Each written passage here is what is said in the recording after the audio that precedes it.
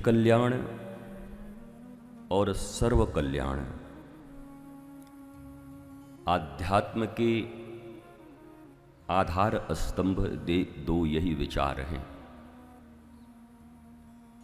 परंतु ये संभव तब होगा जब निज कल्याण की भावना प्राथमिक हो। सोशल वर्क, देश के लिए कर्म, मानवता के लिए कर्म, ये सब थोथी बातें हो जाती हैं जब आपका निजी जीवन ही गर्हित हो, आपका निजी जीवन ही देह परक हो, आत्म परक नहीं, ज्ञान परक नहीं। प्रबोध, समझ, बुद्धत्व,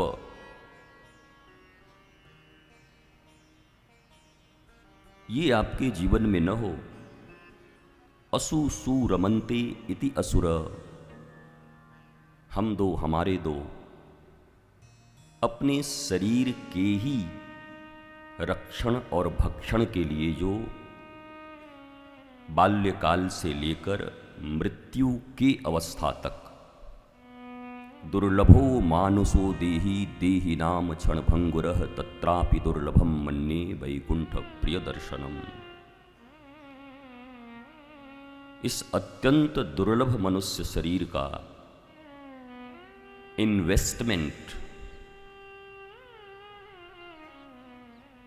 या मैं कहूं वेस्टेज ऑफ लाइफ, इन्वेस्टमेंट तो बड़ी अच्छी बात है, इन्वेस्ट तो सदा आपको ब्याज के सहित वापस आता है,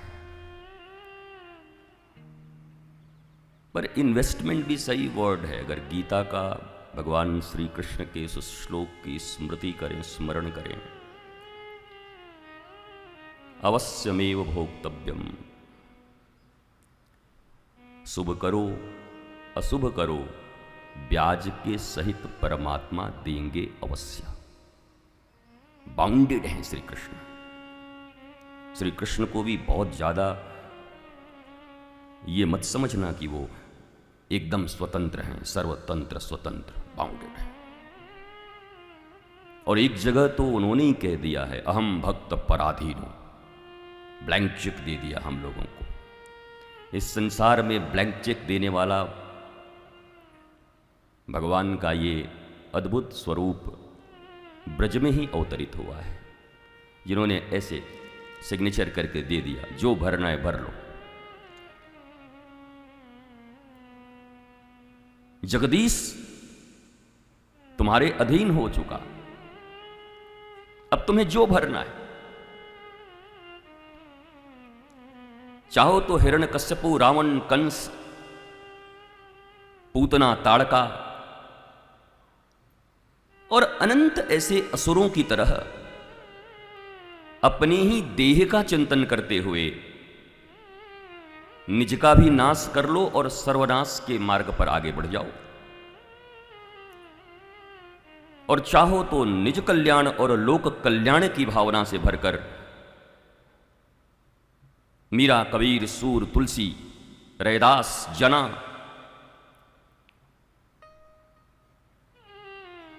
और अनंत अनंत नाम,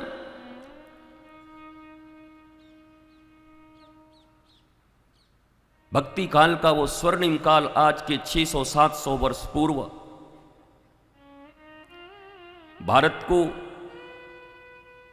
मूल प्राण बनाना चाहिए। भक्ति काल के उस दोहे को, जाति पाति पूछे नहीं कोई, हरि के भजे सो हरि के होई, 700 वर्ष पहले। पर कालांतर में चूंकि ये देश 1200 वर्षों तक कमोबेश गुलामी की जंजीरों में रहा है, हमारी संस्कृति पर निरंतर ही कुठाराघात हुआ है।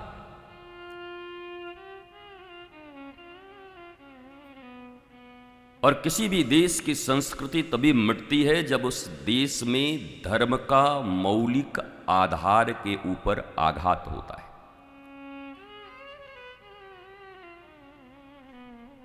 संस्कृति धर्म के ऊपर आधारित हो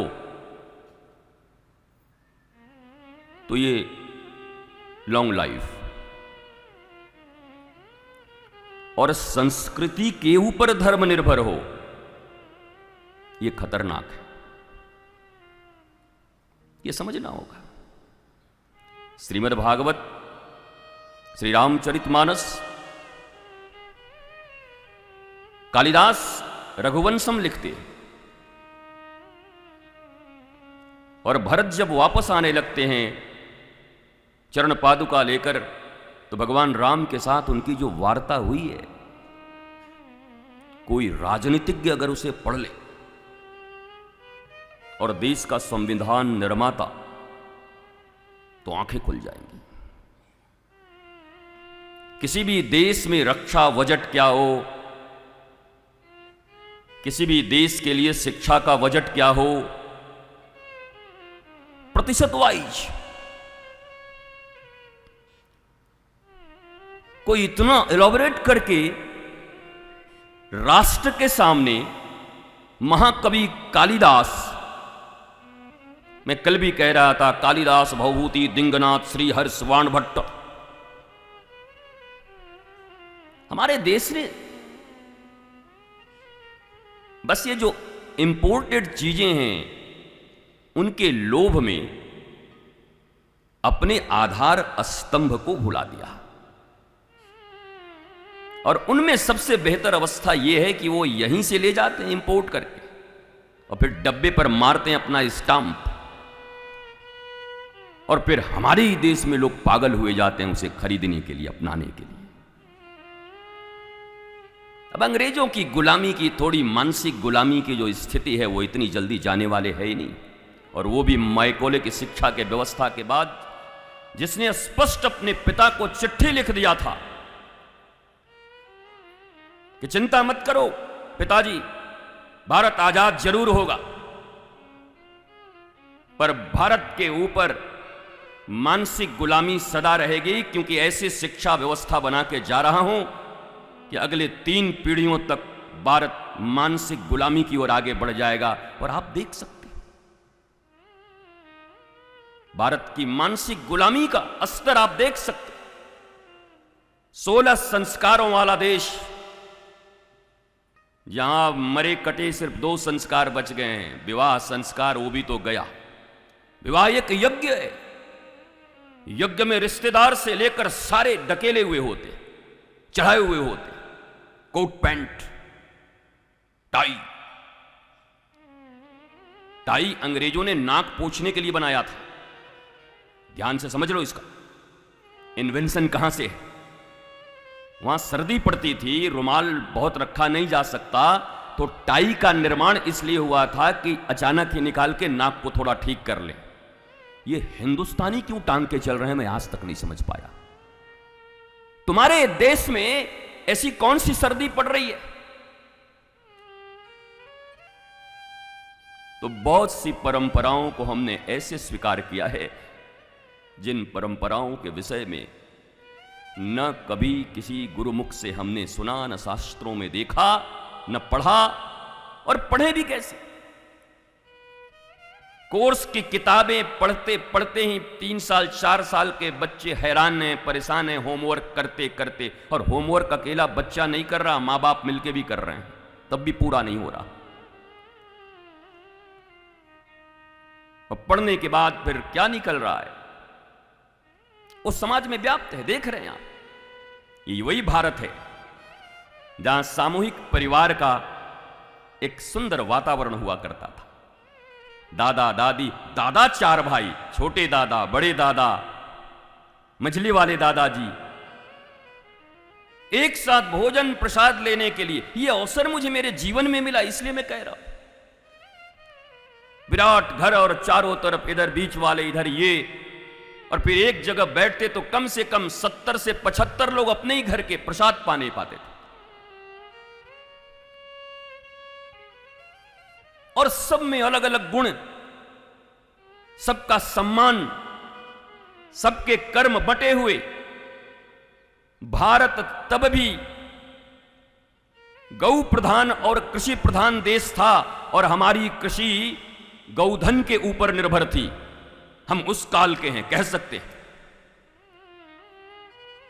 आप लोग सोचेंगे लगता है 200-500 साल का आदमी है क्या? नहीं नहीं, 49 ईयर्स। पर मैंने वो दिन देखा है। गौधन। और जिस ब्रज में हम बैठे हैं, इस ब्रज में जिन श्री कृष्ण की कथाई सुन रहे हो, उनके पिता नंद बाबा 9 लाख गैयाओं के स्वामी हैं। 5 मर्सिडीज के, 7 बंगलों के, किसान विकास पत्र के, उसके मालिक नहीं है। 9 लाख।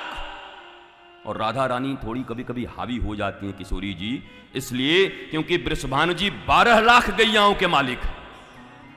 तो थोड़ा सा राधा रानी कहते जरा संभल के, 3 लाख गैया ज्यादा है मेरे पिताजी के पास। ये मैं विनोद में कह रहा हूं। लेकिन 12 लाख गाय के स्वामी और 9 लाख गैयाओं के गोवंश के स्वामी। गैयाओं का अर्थ सिर्फ गैया मत समझ लेना, गोवंश जिनको आज हम छोड़ दे रहे हैं सड़कों पर सड़ी सब्जियां खाने के लिए, और कसाई उठा के ले जाता है और फिर उन्हें समाप्त कर देता है, उन्हें गोवंश कहते हैं।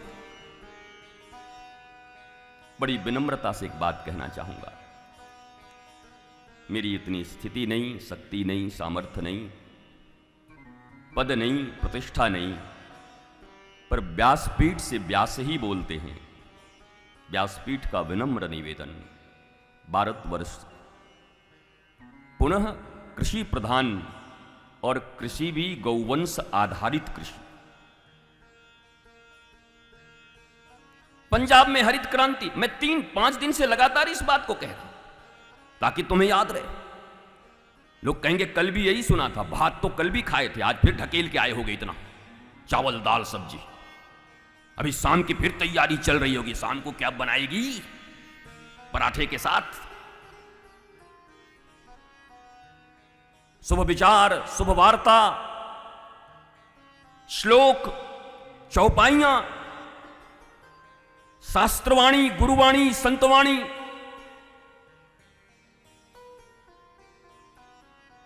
ये सब निरंतर श्रवण करने की चीज है, एक दिन का नहीं है।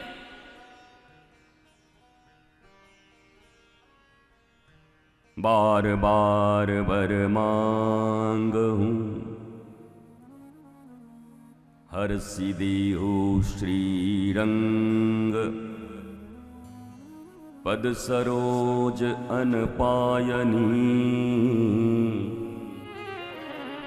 भक्ति सदा सत्संग